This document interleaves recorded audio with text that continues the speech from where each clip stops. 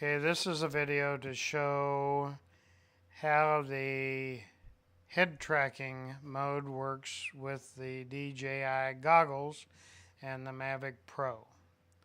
I am really sold on these. I actually think that the head tracking mode is worth the price of the goggles.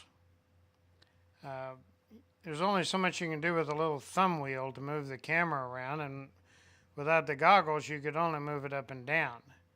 Here I'm just looking around. This is all just with the goggles, what I'm looking at. You can look straight down and you can look straight up. In fact, here I look up. Now you can see the propellers a little bit right there. You wouldn't ever really want to look up that far, but that's the up part of it. But down, you can look straight down. You just got to make sure if you're standing up you don't fall over. But here you just kind of take it all in. Now this may be a little busy for some people, but we were building a new shelter house, or rebuilding the shelter house at our Field of Dreams flying field in St. Joe, Missouri. We're having a fun fly on the 26th, by the way, of August. And all of this video is done with an extensive use of the head tracking.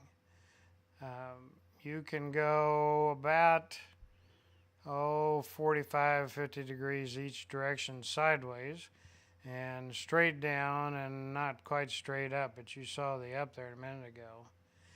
And if you use the sideways in conjunction with the left stick, then you can make it even smoother. Now here I just look up to do this. It's really great to be able to position your shots to make your composition really easy with the head tracker. Had a couple issues with it glitching a couple of times, but I'll tell you what, it's no big deal. You really don't even need a tablet or your phone anymore, but I do, just as a backup. Some of the controls in the goggles are not as easy to get to as they are on the controller itself or on a tablet. So I think it'd be good to have both, so you can make things a little quicker. There we made some movements that were a little bit abrupt, but for the most part, if you just think about what you're doing, you can be pretty smooth. Now, at this point, I let somebody else look through the goggles. So I'm flying it with the tablet, and he's looking around. And we were talking to each other. That's another good way to go. If you have a good view of your tablet and can see it well, then having two people do it is kind of a fun thing to do. Kind of like one guy working the steering wheel and another guy working the gas and the brake pedal. You really got to kind of coordinate together.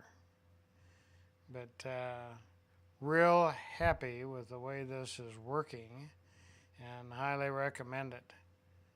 If you haven't purchased a set of DJI goggles yet for your Mavic or the other quadcopters that they work with, I would recommend you do so right away because you'll be very pleased. I have yet to scratch the entire surface of all they're capable of. It's just absolutely amazing what they can do. But practice makes perfect. It's just what you can do here with them, and learn it and use it and burn up a lot of batteries figuring out what to do and how to do it. But probably at the very end here, I will show you a picture of the entire project finished, with the exception of removing some of the trash and whatnot. Now I push the return to home button, and it's going to think for a minute. Now it's going up, and kind of a good view here in a second. We came over, and I told the guy, I says, look down. Just look down at my landing dot, and you can see where it just comes right square down on that dot. It's pretty cool. This guy was a convert.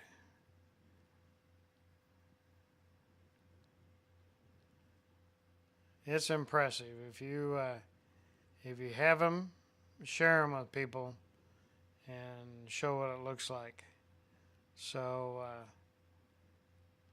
here we landed, and next I'll just show you some unnarrated pictures of the finished product. So enjoy and subscribe and comment and tell me what you think. Uncle Deke out.